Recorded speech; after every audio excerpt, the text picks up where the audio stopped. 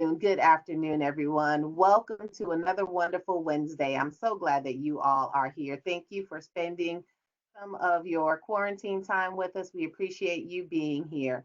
Welcome to the second edition of Taking Your Business Online, our Maymester special for Launch GSU. Congratulations, you guys. You have survived the pandemic. The rest of your college career, I promise, will be a breeze. If you can survive this, you can survive anything. Um, Quick reminder, we have a couple of events coming up in the next few weeks. So just wanted to remind you all of a live stream event that's coming up in a couple of weeks, as well as our membership campaign. Again, today is day two, session two of Taking Your Business Online with Miss. You have missed the first session, no worries. We have the event already saved and posted to our YouTube channel. I will post the link to the YouTube channel in our chat momentarily, as well as email it to everyone. And if you just wait a couple of hours, I'll go ahead and send you both links. That way you'll have today and last week in one email. So I'll just do that later on this afternoon. I introduced Mrs. Giles last week. She is an amazing, amazing international keynote speaker, author, all things wonderful person. If you were here last week, you hopefully had an amazing time, challenged yourself to be productive during the quarantine. You're going to continue that challenge today. If you would like additional information about Mrs. Giles, please check out her website where you can find both of her TED Talks up there, which are amazing and absolutely worth taking the time to view. We'll remind you about these events at the end. And without further ado, I'm going to turn it over to Mrs. Giles. Hello, hello, hello, everyone. It is so amazing to be back with you all.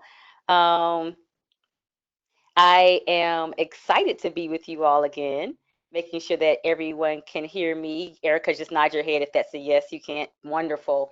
Unfortunately, I can't see your chat, but that does not mean I want you to stop chatting because I want there to be conversation going on. Because as entrepreneurs, what we must learn is that we learn more from each other than we learn from anyone. So you need to be chatting and chiming in on what your experience has been. And of course, my goal is to leave about 30 minutes for some conversation at the end. So for us to ask questions, because as you noted last time, we spent a lot of time asking questions and actually ran out of time. So I want to leave that time for you to ask those very, very important questions because that's where you learn. So move the slide forward for me. I just do that little hand signal. Um, Now, what you all have probably noticed, again, there you go. On Facebook, some of you are too young because y'all know that's where you think that's where the old people go is Facebook. Uh, we know what y'all say about us. But recently on Facebook, there was this phenomenon. It has taken over all of Facebook. And everyone is doing these Facebook avatars that look nothing like them. Um, and people are going crazy about these avatars. And a lot of people are doing it, a lot of people aren't doing it. And so if you've identified that as your avatar and you know who your ideal audience is, you know who your ideal client is, my question would be for you is, did you do a Facebook avatar? Now, people can answer that question one way or the other, but would you answer that question in light of, did your ideal client, did your company's avatar do a Facebook avatar? Now, that would determine if you did or did not, or if you should or should not do an avatar. For example, I don't have a Facebook avatar. Why?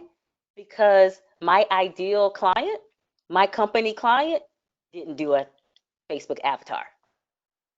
And because I know my avatar, it didn't matter whether I wanted to or not. It simply mattered what their view of me doing an avatar would be. And that changed whether I did or did not do an avatar because I'm clear. So that's why doing your homework is so important, because you literally make moves in different areas based on your company avatar. So that's the foundation of everything that we need to know and learn. So next slide. So, are there any questions about the avatars? I know I sent you home. Your homework was to go and really think about your company avatar. Also, think about companies that you need to follow because your ideal client is following those companies. Before we delve into the rest of the stuff for today, are there any questions about your avatars? You can go ahead and just post it directly in the chat because I'm monitoring the chat. Cool, cool, cool. And so as I'm going to give you a few minutes. Good. Jay says no, no, no. So any if there are any questions, I can see those popping up. You can go ahead and ask those. I'm going to move forward, but I want to stress to you the importance of that foundation. And those of you who are on for the first time and you're thinking, what in the heck is she talking about? Listen to the previous session, and I'll be glad to answer those questions next time if you come back with any of those questions about what the avatar is.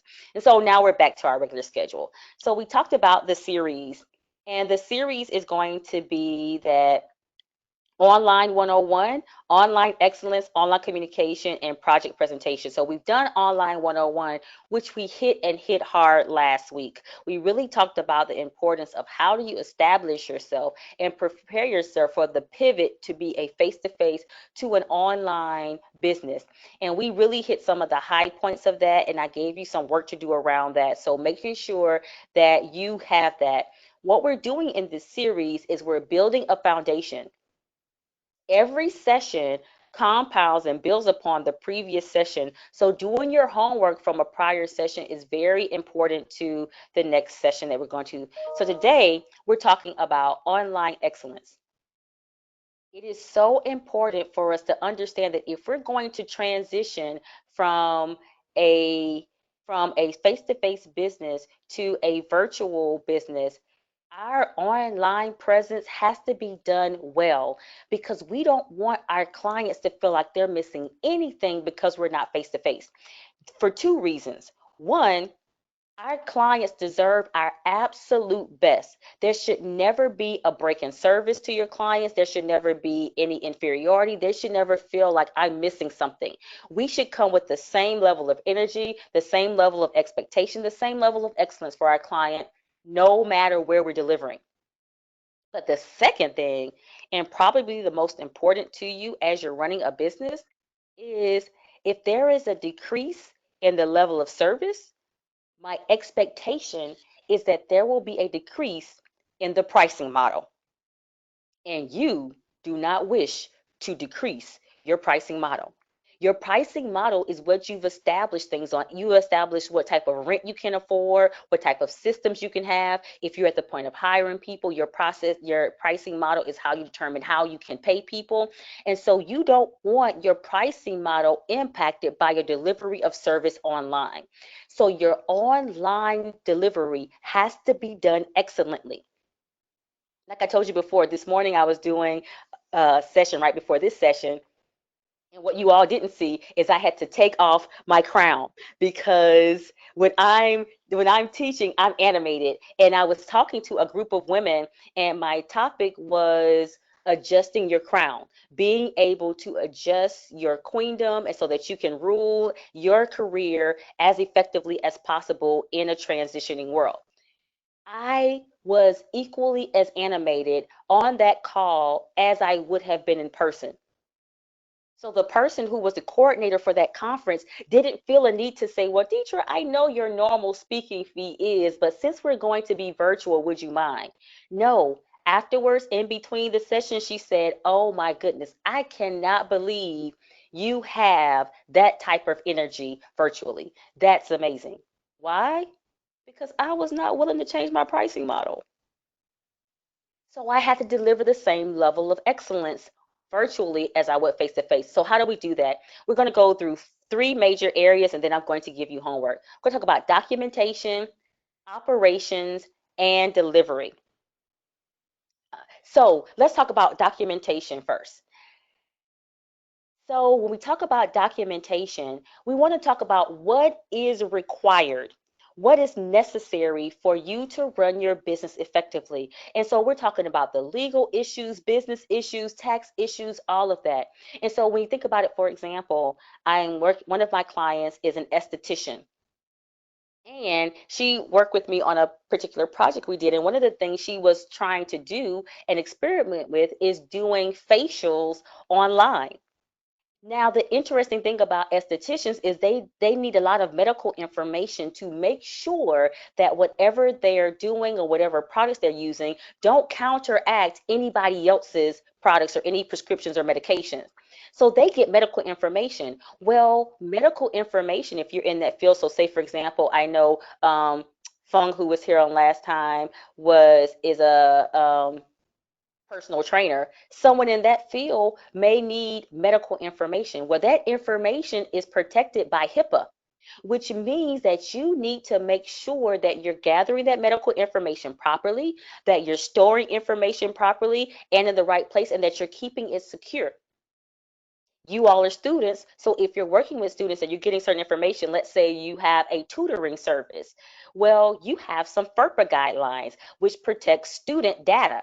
If you're working and you're getting I-9 information or immigration paperwork, so you want to make sure that as you go to this online format, documents that you may have gotten face to face, that you're still ensuring that you're getting those documents and maintaining the proper security for those documents in an online platform. Because just because you're virtual doesn't mean the requirements of those guidelines go away for your industry. So that's the first step in importance. The second one is maintaining your business information. That's your database. Making sure that it's there to keep, especially your CRM. You want to make sure that you're tracking your customers and that you're keeping up with them. Now, we've all signed up for those online things where you get something for free. And I do free quotation marks because they ask for your email address and then they send you 5 million emails a day. Well, why do they do that? Because studies have shown that it works. We hate it. We're like, oh my gosh, why am I getting 5 million emails? But there is someone, studies have shown us that people typically don't buy until the seventh contact. That means they know I need to make at least 7 contacts with this person before they purchase my thing. And so if you're going to deliver excellently, it means having your CRM ready, but also having a method by which you make contact. So if you consistently made face-to-face contact and you would see that person once a week, once every 2 weeks, maintaining that same level of contact and excellence in a virtual environment. The next thing is the IRS. Listen to me, everybody. Listen carefully, lean in closely. I can feel your energy as you lean in to your camera. There are a few things you do not want to play with. The first one is your mama, and the second one is the IRS. Do not mess with the IRS. If you're going to deliver excellently, the IRS can do more than just garnish your wages and audit you and all that stuff. The IRS can shut you down and put you in prison. Not jail. Jail is temporary. Prison is long term. One example I tell people all this is how major the IRS is. This is how massive the IRS is. John Gotti, the notorious gangster, they couldn't catch him on the gangster stuff he did, i.e., killing people, having people killed, illegal activity, all that stuff. They were just not good enough investigators to catch him on that stuff. Do you know what he went to prison for? Tax evasion. This man who killed hundreds of people by small number accounts, hundreds of people, went to prison forever for tax evasion. That's how massive the IRS is. So if you're going to deliver online excellently, make sure that your documentation can support what you're doing, that you're making sure that you're keeping up with industry standards, that you're keeping up with business standards, that you're definitely keeping up with IRS standards and your county standards. So there are county codes that you have to comply with. And most importantly, when we talk about documentation, making sure that you have the systems to support all of this. So when we think about even now, when we are going through having some type of backup plan, it's the backup plan is one of the most important plans of all. And we'll talk about that a little bit later. But you want to make sure that you have the systems to support all of these things because you can't deliver excellently with poor systems. If you have poor systems, you will always be running in circles trying to catch up in a way that will never get you ahead and have you serving your client the way your client expects to be served, or serving your client in a way that will have them not asking for an adjustment in the price model. Because trust me, the minute there's a change in quality, the minute there's a change in efficacy, the minute there's a change in delivery, people are going to ask for a change in the pricing model. Now, here's a side note that I want you to get. When things change and we have to make adjustments, our initial knee jerk reaction is to change our pricing model. Do not fall into that reaction. Your job is to not figure out how to adjust your price. Your job is to figure out how to adjust your delivery of the service to meet that price point. Have a paradigm shift. Don't adjust your price, adjust your delivery of your service to meet that price point. So if I have $1,000 product, I'm not saying I'm changing it. I'm saying, how do I deliver online or virtually effectively so that I still feel comfortable charging that price for what we're doing? Now, the next part is operations. And we're going to sit here for just a minute because operations are so important. Operations are about how you run the business. Many people skip over operations and they just run the business. They jump in and just start doing stuff, doing stuff, doing stuff. Consistency is how you justify your value. What do I mean by that? So you all know I have an academic background. I've worked in academia. I'm a professor at Mercer University, so I get to do this stuff. And when we do research, when we do tests, or when we do, you've all done online personality profiles or some of these assessments that you take that give you results. One of the things they do with those is they want to test the validity of that. But the validity says is this is valid because we've done this over and over and over and produced similar results. When you are doing operations, what you want to do is do the same thing. You want to be able to do the same thing over and over and over and produce similar results, results that you can tell your clients are guaranteed. For example, I know that when I work with an executive, if they come to me and they follow my program, 90 at, at last count it was 93% of the time, 93% of the people that work with me get a promotion within 18 months, and another 80%, 82% of the people that work with me end up going to the C-suite within 5 years. Why is that happen? Because I have operations. So on the next slide, you'll see there are three components that I want us to think about when we think about operations. I want us to think about SOPs, schedules, and job descriptions backslash duties. SOPs are simply standard operating procedures. These are the procedures by which we run and do our business. Those are two separate areas, run and do. Let's start with the run. Standard operating procedures outlines how this business is run. As an entrepreneur, you always want your business set up so that it can move forward in your absence. Think about it. So I'm going to use this analogy, but I'm also going to tell you, I tell all of my business clients never use this analogy. So many of us think of our business as our baby. You know, this business is my baby. And I tell people your business is not your baby. If offered the right price, you would sell your business in a heartbeat. Selling your baby is illegal, right? So, but let's use that analogy. I'm a mom. I'm a mom of two children. I have a wonderful 15-year-old and a crazy 12-year-old. My job as a mom is to make sure, because I am not going to be here forever. I'm very comfortable with the idea that one day I will leave this earth. I'm cool with it. I know that's going to happen. But also, as a good manager of my responsibilities, i.e., my family, I am making sure that when that happens, everything that goes on in this family can be sustained in my absence. So even down to how my children behave. I remember for my birthday, my husband took me on a helicopter ride, and before we left, he told my son, "If we don't make it back, you know how you were raised," which means there are procedures by which this family operates that even when we're not present, you are responsible for operating yourself that way. Your business should be the exact same way.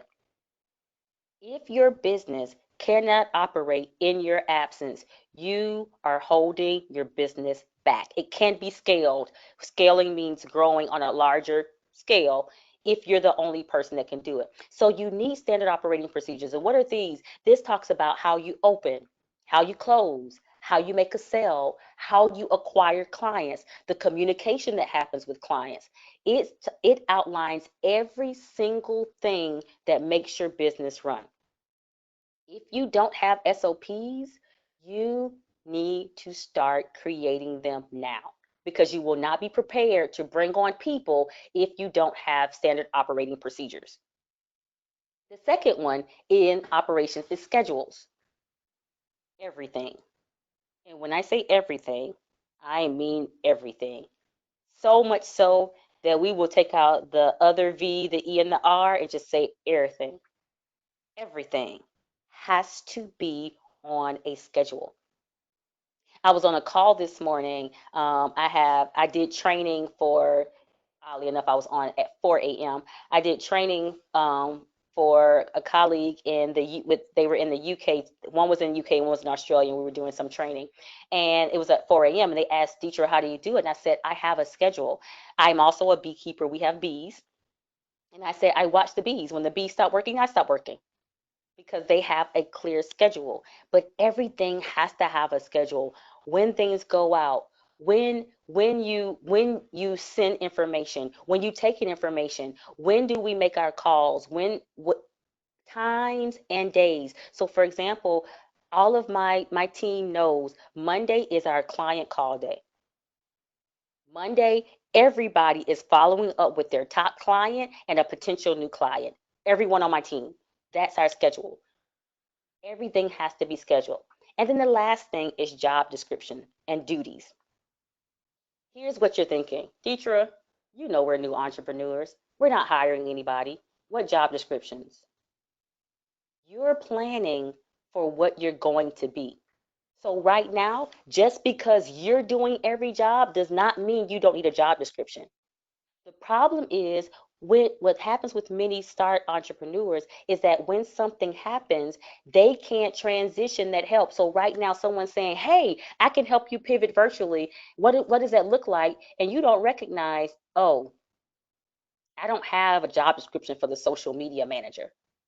Oh, I don't have a job description for the IT person. Oh, I don't have a job description for administrative help." Because now in this world that we're living in, there are many people that are available to you that can say, "Listen, I'll help you if."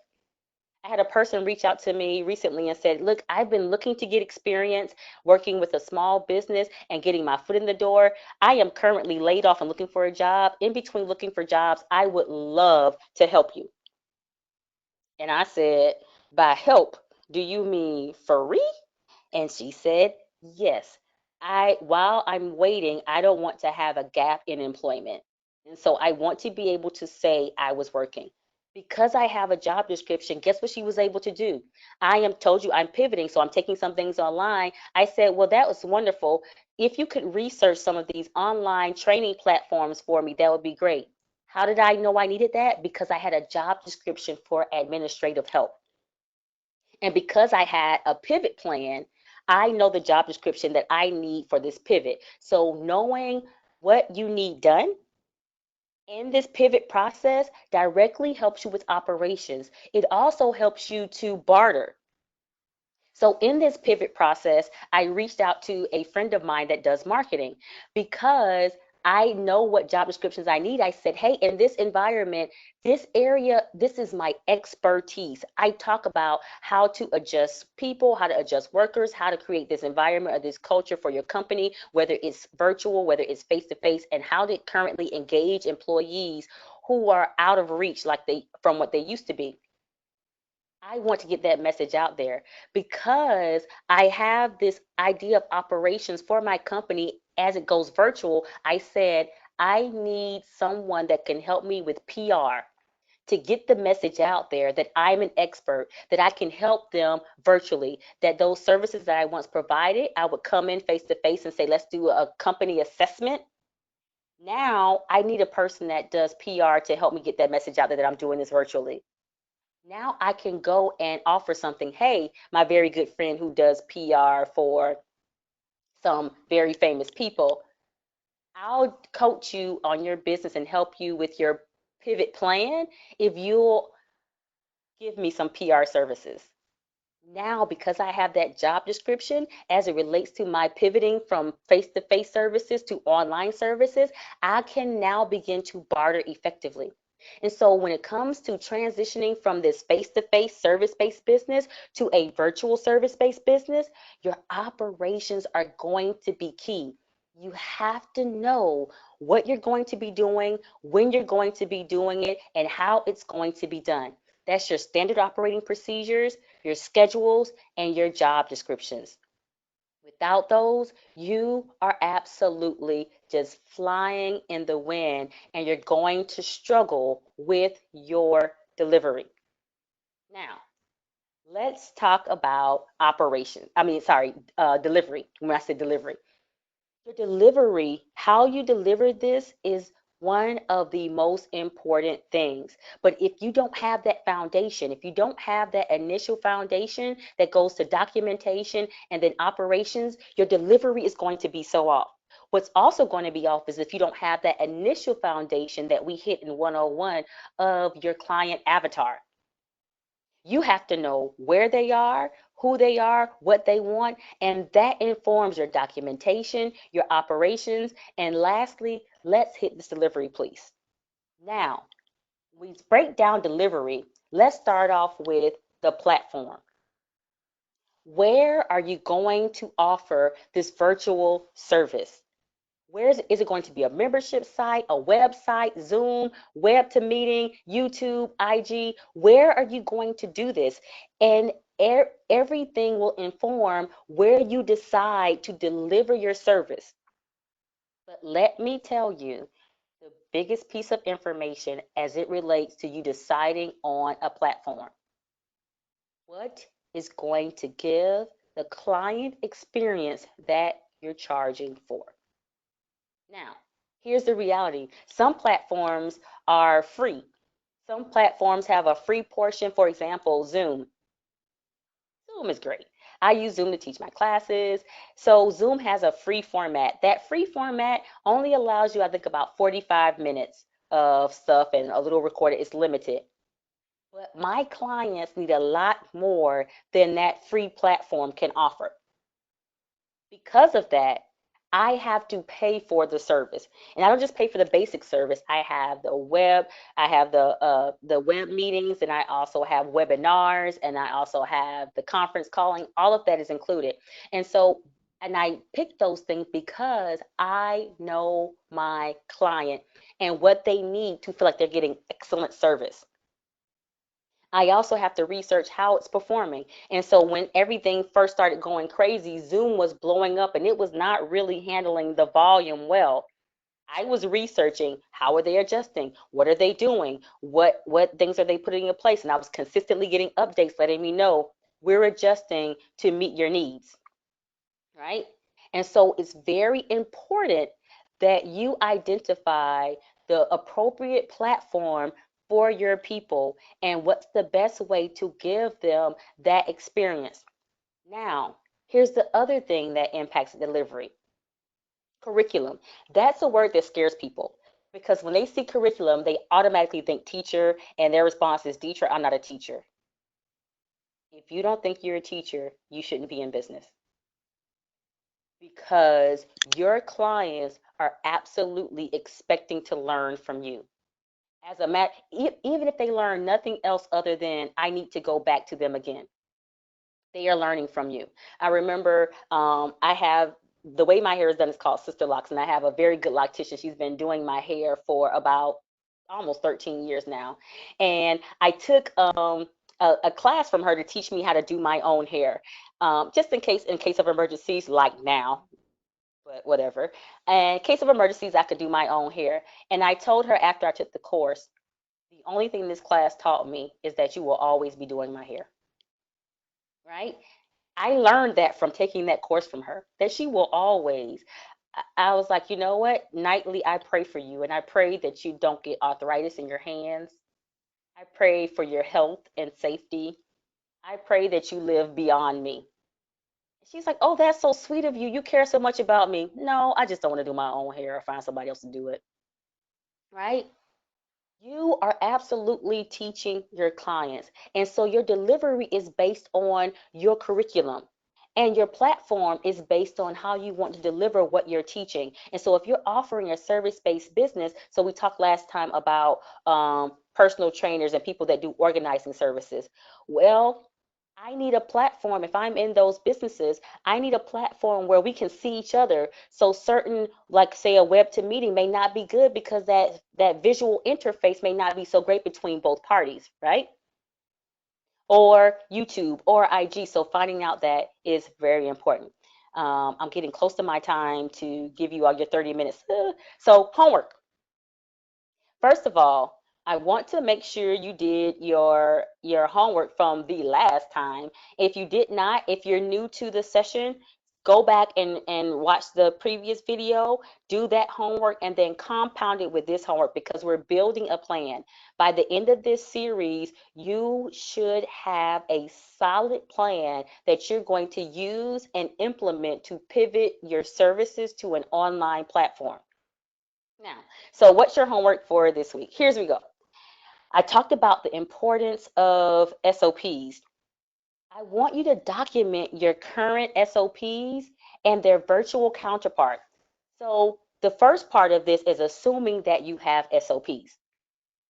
If you don't, you have an entire week to create them. I know you're like, Deidre, didn't she tell you that school is out?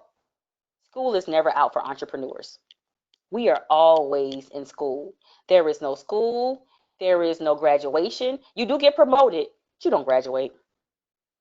You keep getting promoted to another level, and I guess graduation is either selling your business, dying, or starting another business, which is still a promotion, right? So the first part is document your SOPs. If you don't have them, it is so important that you document them. And I promise you, when I've walked clients through documenting their SOPs, many of them found where their issues lie. Their issues lie with ineffective, that's right, never ever. Their issues lied with ineffective or missing SOPs. And because those things were missing, they could not duplicate success, right? That is how we duplicate success by having a consistent pattern. That's also how you figure out what's going wrong. I can't fix something if I can't follow a pattern. I can't tell you what you're doing wrong if you can't even tell me what you're doing. And so oftentimes when people come to me, they say, well, help me figure out what's wrong. Why isn't my business growing? Why am I not making this type of revenue? And I'll say, well, what are you doing? And they'll say, well, on this one I do that, and on this one I do that. And we spend the first month, 2 months, 3 months of our engagement just documenting SOPs so I can consistently see what they're doing so I can find out where the holes are. One of the things I do is a Lean Six Sigma process. And when I go into an organization to streamline their processes, what we do is get everybody in the room, put their processes on the board, and then on that board we actually say, okay, this is what's not working, this is where the bottleneck is, but we have to have those in place first. After you have them in place, now I want you to do the virtual counterpart. And so one of my SOPs was, I told you every Monday we do a client call with a current client and then a potential client. Every Wednesday I would do lunch with someone, a lunch with a client that we've been kind of smoozing, talking to, trying to get to bring on. Every Wednesday we would do some type of lunch or something of that nature. I can't go to lunch now. What do I do with that virtual counterpart? Hey, let's do a Zoom lunch. Let's do a conference call really quickly. Just want to check in, see your face, see how you're doing, hear your voice. That's the virtual counterpart to what we were doing. One of the SOPs was how we deliver training. So I have a full checklist for my people and myself. When we go deliver a training, there's a checklist, there's a pre-checklist, a day of checklist, and a closeout checklist for every training event we do. Part of that checklist is making sure things are in place, the board is done, you have your markers, this and that and other. Now that checklist has a virtual counterpart. It's about how your office should be set up, how your conference, making sure that breakout sessions are working. There is a counterpart to that face-to-face, there's a virtual counterpart to that face-to-face SOP. So doing that. The second part is identify the current legal restraints and the adjustments for a virtual environment. So we talked about that documentation. What are the restraints that your organization has around that? And making sure that you're adjusting, that you have a plan to adjust, because adjustment may not be easy. For example, with the HIPAA guidelines. Well, one of the people, the person I told you I work with, they had done everything face to face. They would have people come into the place, sign up, fill out paperwork, and that was it. Well, now they have to get a system that will allow them to get this information electronically and meet the guidelines for keeping that information safe. Right? So what is your adjustment and what systems do you need to get in place to begin that virtual adjustment? And then two, I want you to explore at least two platforms for delivery. So you explored your avatar, you explored where they might be going, who they might be following. Now I want you to explore two platforms that will deliver to the level of service that your avatar expects. Where might they go? What would that experience be? What would the interface be for them? Whether it's functionality, whether it is visual aesthetics, whatever it is, I want you to explore at least two platforms for your delivery. Now, you have your homework. Next slide shows you how to get in touch with me. Some of you all reached out to me on LinkedIn, and I love it. I owe some of you a response. It got kind of crazy this week, so don't think I've abandoned you. I am definitely going to respond to you, but you are welcome to reach out to me. Ask me questions. Bring your questions here. Every week when we do this, I'll start the same way. Start off with a recap of what we went over the previous week. Ask if there are any questions. Get into the meat of it for this, what's going on now, give you my information, and then open it up for you to ask questions. So one of the reasons I gave you what the whole series will look like is so that you can begin to have some questions formulated, some things you want to know, some aspects that you have around things. Thank you, Deborah. So now it's open for you to ask questions. What questions do you have about online excellence? Because now we're stepping into what you want to do to what you're going to do, from who you're doing it for to how you're going to do it for them. So, what are some of your questions around online excellence? And the easiest thing for everyone to do is just go ahead and raise your hand, and then I can individually take you all off mute.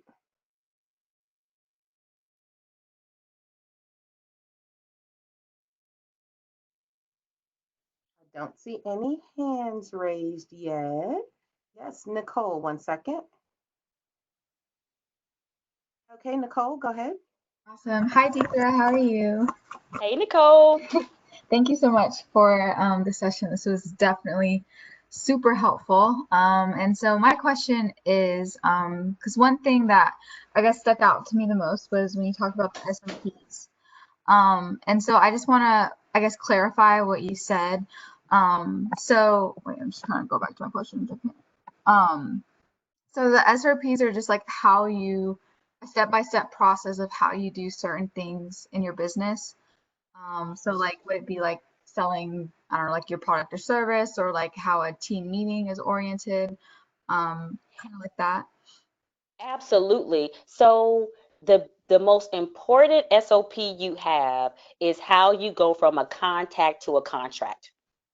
So that means once I meet a person and they show an interest in my product or service, how do I go from that meeting to a check in my hand? And that's one of the most important SOPs you will have. But it's also in your opening procedure. So say for example, if you had a face-to-face location. So one great example for right now is now that things are starting to open back up, people are contemplating, okay, how are we going to do this safely? How are we going to continue social distancing while we open back up? Well, there needs to be a standard operating procedure. One of my clients that has a salon, she already we sat down and did our SOPs for keeping people safe in the salon, down to how the beauticians book their appointments.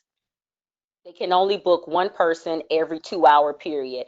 There is a mask dispenser at the door, all of those things. So that's the standard operating procedures. Like I mentioned in for my courses, one SOP is how do we start a training course? How do we do a training course? How do we end a training course? So there's a checklist about how that happens. So that's your standard operating procedure. It outlines everything you do and how you do it. So imagine if you could not be there, what would someone need to know in order to continue your business and provide that service in your absence? Right. Okay. That makes sense. Thank you.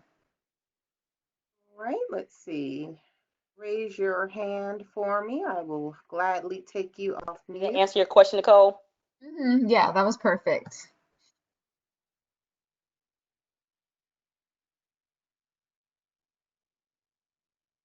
I know there's got to be questions out here. If you Seem can't like find the raise my hand question, put it in the chat. something went haywire with the sound. Where do you see that? Or you're saying with your sound? Are you able to hear me? Mm-mm, You can't hear me. I can't hear you at all, Oh no, but you can hear me. I sure can. I hear you. Okay, So, yeah, I can't hear you. So you all may have to type your questions in the chat because I can still see the chat, I think, but I can't hear Erica.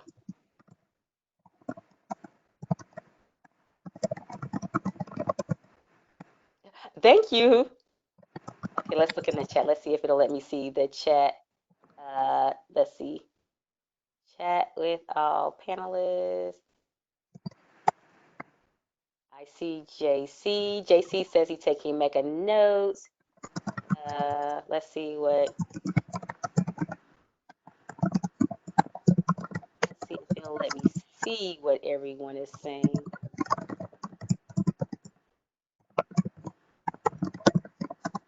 Never. Eh, it is not being my friend. It's not letting me see in the chat. So perfect. There's always a backup plan. Erica's like, I'll just text it to you. Oh, good. So I'm new. I would like to know how can I promote my business in order to for me to get more customers. So here's what one of the things that's important around promoting your business to get new customers is first of all knowing where those customers are. Oftentimes when I hear people say they're trying to promote their business to get new customers, is that they're spinning their wheels doing everything everywhere and hoping something lands.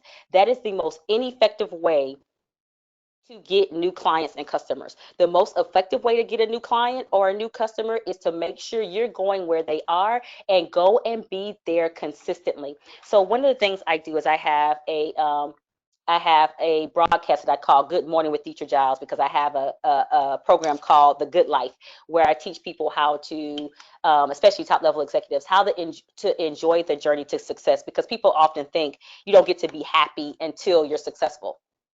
Well, that's a lie. But let me tell you how I promoted that business and got most of my clients. From doing a lot of promotion. It was from being consistent.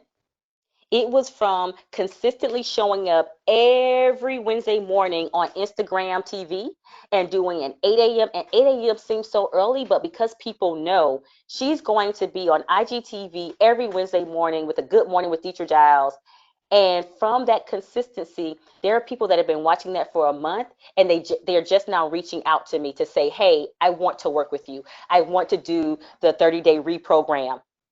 Right? So it's not just about what you do, it's that consistency of promotion that sets you up to do that, right? So that's going to be the most important piece. But then once you know where they are, being on that platform and talking to them is important too. So when you see someone is liking what you're saying or something of that nature, then you want to make sure that you're responding to them. You're being responsive. So some people will just jump on and say, "Hey, join my mailing list and get a free ebook." You get their information and you never send them anything. Well, it's useless. So your people are joining because they want to hear from you. Now, they don't want to be inundated and harassed, but they definitely want to hear from you. So as you're gathering information, one, be consistent, and two, just say something. Find out where they are, offer something that they want or need, and then communicate when they respond to you. But be consistent. The hard part about that is sometimes it can be daunting because you want someone to respond right now and they don't know you. Think of it as in we're in a relationship, we're dating. Just because we're on a first date does not mean I want to marry you. We have to continue this dating process, and that's what you're doing. You're dating them and you're wooing them. So very, very good question. Um, I'm new. Oh, from Fung. Hey, Fung. What is your SOP to get a contract? Oh, yes, I do have a. I'll answer the other questions first. Do you have a podcast or blog? I do have a podcast. It's called Happily Ever Employed. And how do you follow up with people once you see that they're interested in your services? So the answer to that question goes back to your first question. What is your SOP to get a contract? So I start one, we have three ways people enter. And so your SOP starts with entry. And so knowing how people enter will determine which way they go. So it's either from an online marketing, a speaking engagement, or a referral. Those are our three ways: online marketing, speaking engagement, and referral. And the majority of our higher paying clients come from referrals first and then speaking engagements. So let's do speaking engagements because that's a longer process and gives you more idea of detail. So what I do is at speaking engagements, I always SOP before I ever get the name or the contact or someone that says I want to work with you. I always start with making sure my contact information is available at some point in that engagement. Some point in engagement, like even with this one, you saw you had a way to contact me. So there's a contact. Also, as a SOP, I make sure everyone knows that I will be around. My standard operating procedure for speaking engagements is I never leave right after the engagement. That is how I operate. Why?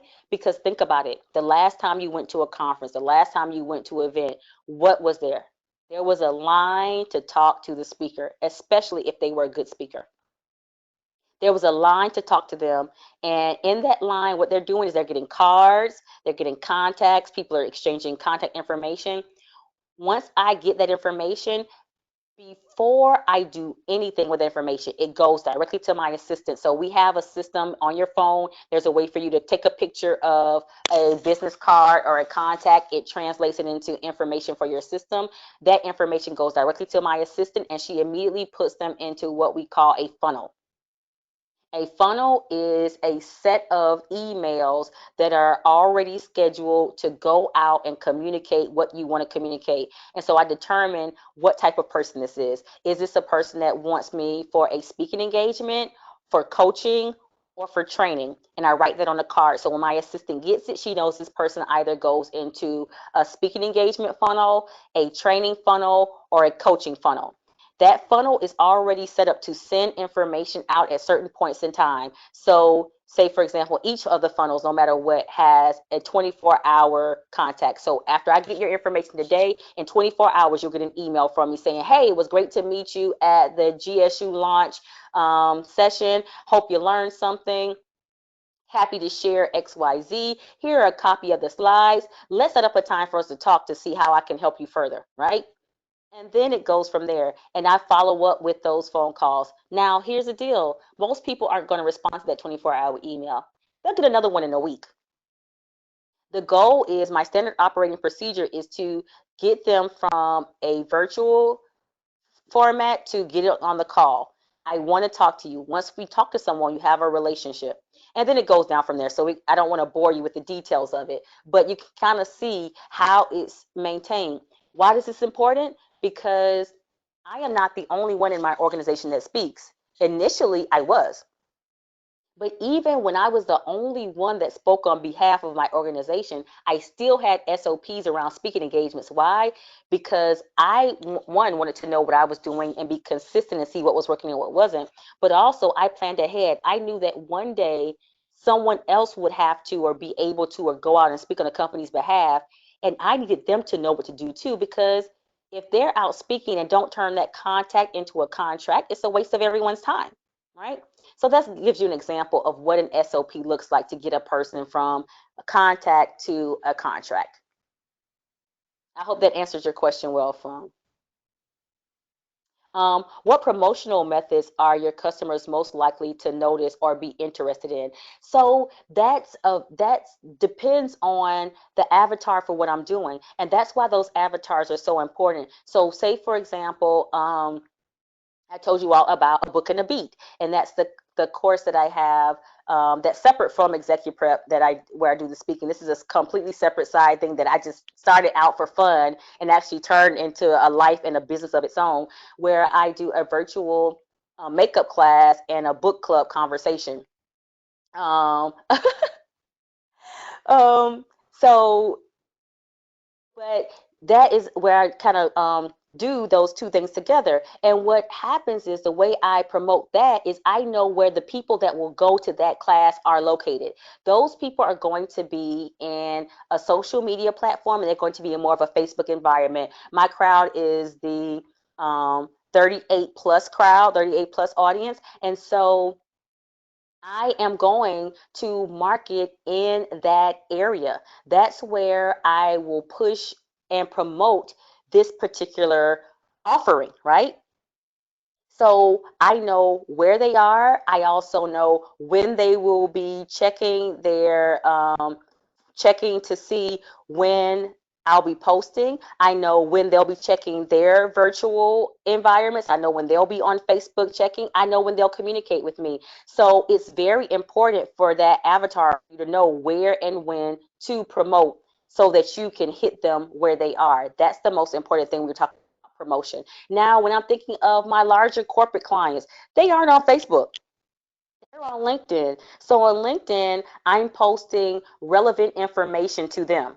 They right now they're very curious about, as we start to quote unquote reopen, how do we safely bring people back into the workforce? So I'm not saying, hey, call me, but I'm saying I'm posting things that are relevant to them, like, hey, how are you going to rearrange your offices to make sure you maintain social distancing? How are you going to make sure that employees that are exposed or safe? And even recently, they were shocked when I posted this, and they said, we hadn't even thought about that. How do you make sure that how you bring people back don't violate your DEI or diversity, equity, and inclusion policies? Because there's a big lean towards making sure people are not in that high risk category as we're bringing people back. So allow those people who are high risk to continue working from home. Well, that may negatively impact them, and you may have some discrimination around age and ability as a result of how you bring people back. And so, how are you guarding against that? I put that on LinkedIn. Potential clients are like, call her, right? So, knowing where they are directly impacts how and where you promote.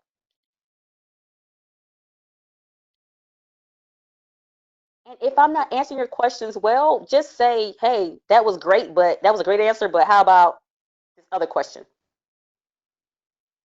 Teacher, can you hear me yet? Nope. Okay, I see your question, but I cannot hear you. let's see. I I don't know wonder if what anyone happened. else Why is can it decided? see. Like, nope, not gonna do it. Hmm.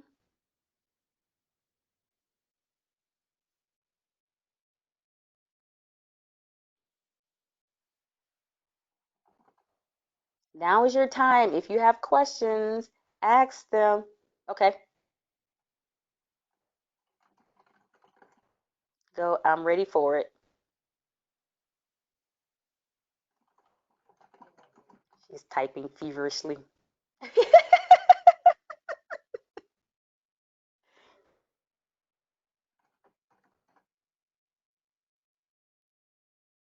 Can you share something enlightening that you have learned that you weren't expecting? You know what? In this pivoting, I have learned that people are a lot more flexible than we think and than they think. We often think that people want it the way they want it when what we need to realize is we've only offered it one way.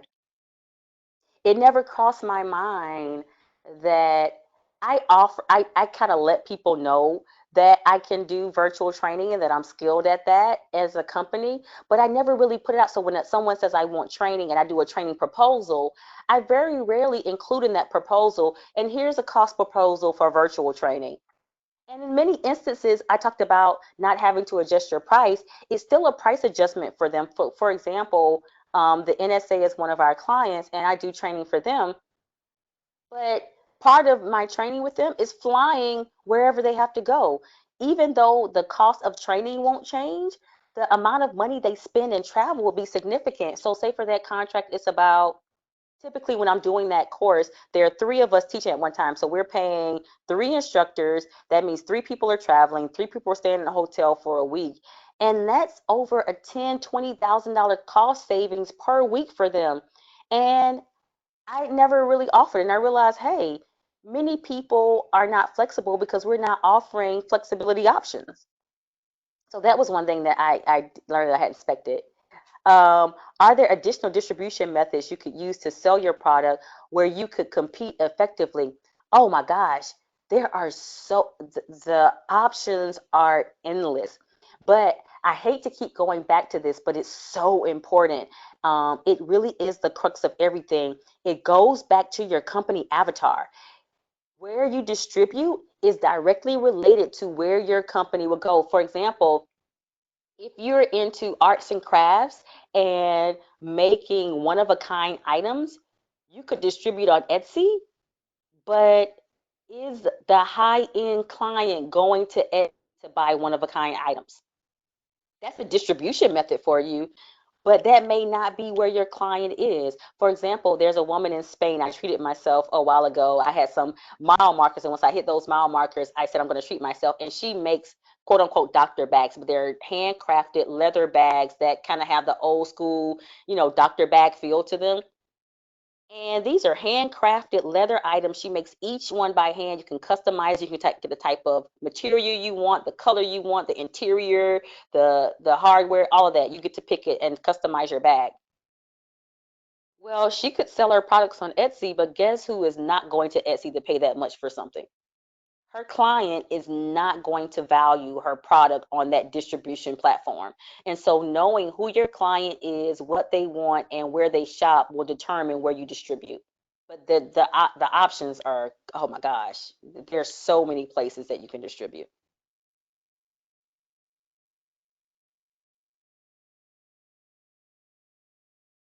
Any good reference sites to creating a proposal?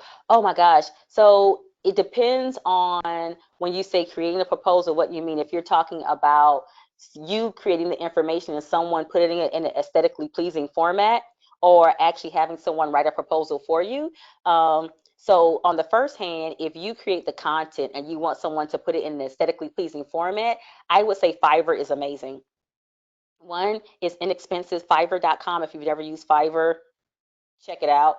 But you can have someone that can do your graphics and put your data into a beautiful document for next to nothing.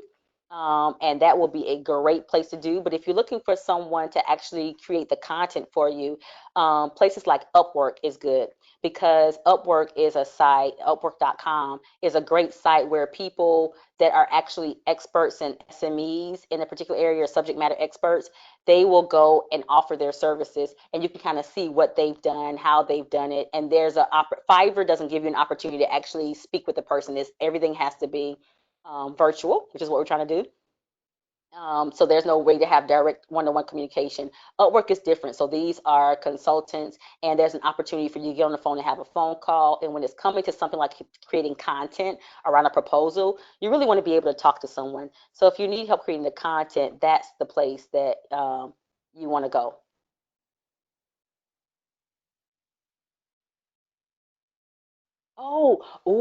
The so this is great, especially someone is trying to get into consume selling products from B2C, but you're trying to get into big box stores. So whoever you are, hit me up and send me a LinkedIn connection. I want to connect you with a few people I know that have actually done that or in the process of doing it. Because the way to do that best is to have a network of people around you who have done it. So you can do it the hard way or you can do it the easy way. The hard way is scraping and struggling to find and meet people and get into the big box stores. The easy way is to meet people who have done it, who already have the connections and can give you the names, numbers, and emails of the people who've done it. So if you hit me up, first of all, we have to talk. I need to make sure that you're solid because I tell people a recommendation is like loaning someone money. Um, and I do loan applications for my recommendations like Citibank does loan mortgage applications. I want to make sure that I'm lending to someone who's loan worthy. But should you do that and we connect, I would gladly connect you with someone who is currently working with Target to get their product into Target, and they work with other distributors um, so they will definitely. I would be glad to make the connection once we connect and make sure that you're a person I want to introduce to my network. But the best way to do that is to find and connect with people who have done it, so they can give you the numbers to circumvent all that extra hard work that you shouldn't have to do. So we're at 2:25. So, any last questions before Erica wraps us up and sends you off to do your homework for next week?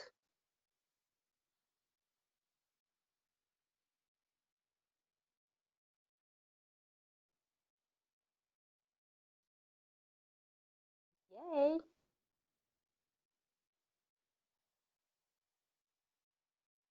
Oh, so great question. What to expect for next week?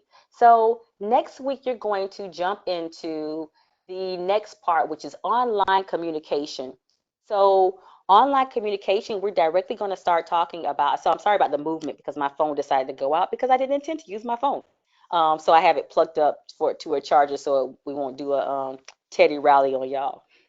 Um, So, on next week, we'll talk about online communication. Now that you've gotten your avatar, you know who they are, where they are, you've gotten your online excellence, so you know how to deliver online, how to find a platform to deliver to them. You want to talk about now that you have that, how are you communicating effectively to make sure that you're communicating with your ideal avatar client and the people that are going to best help you make those connections, like the person that asks, how do I get into these big box stores? How do I present myself and communicate online in a way that draws and gets me what I want so that this pivot can be successful? Because I can be successful face to face, but I need to make sure that I'm communicating so that I can be successful online as well. And that's what our next week is going to be about. But it's going to be important for you to continue to build that foundation of doing your homework because every session builds on the other. If you do one part, not the other, at the end, you will not have a solid plan. And that's what you're going to walk away with at session 4. You're going to walk away with a solid plan. And really quickly before Erica jumps in and dismisses us, so we're going to randomly select a few of you to actually walk through your plan on the last session. Because in the last session, I want you to be able to look at a plan and see how your plan is set up so you can refine it. So we're going to pick at least maybe 2 to 3 of you to actually use that last session where I review your plan real time and we walk through your plan. So you will have a plan that's done and consulted on by moi.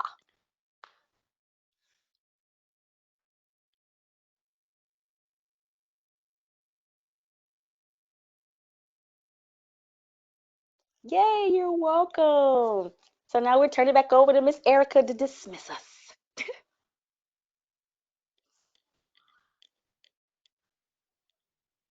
Wonderful, wonderful. Um, and I guess Oh, I you hear can hear you. me now. Yes. Gotta love it. But we will not be defeated. I don't know how many challenges and problems WebEx could throw at us today, but we were like Venus and Serena with this one. We kept batting it back and managed to still continue and facilitate the session. And the worst part was we got started 8 minutes late. And so I think all things considered, that is not a bad thing if we were just delayed 8 minutes. So thank you, Deetra. We appreciate you. This was amazing. I hope everyone was able to build upon what they learned from last week, work with their avatar, take the homework. Again, it takes a minute because these sessions are so long, it takes a minute to format the video and get it uploaded. But by tomorrow, I'll make sure that everyone has the link that is uploaded to our YouTube channel and that everyone has the link so you can review it prior to next week. You all will receive the WebEx link um, no later than Monday of next week. We'll go ahead and get that sent out to everybody, and then we will see everyone next Wednesday, same bat time, same bat channel, 1:15 p.m. Trying to think, was there anything else there? Don't forget about the event that's coming up on the 26th, the social media event sponsored by ENI. And if you guys have any questions, please feel free to shoot me an email, ebracy@gsu.edu, as well as coaching sessions are available via WebEx. I'll send you guys all that information. I'm trying to think, was there anything else I wanted to tell you all? Thank you guys again so much for your time. Have a wonderful, wonderful week. Be productive, be safe, stay well. We'll see you all next week. Take care.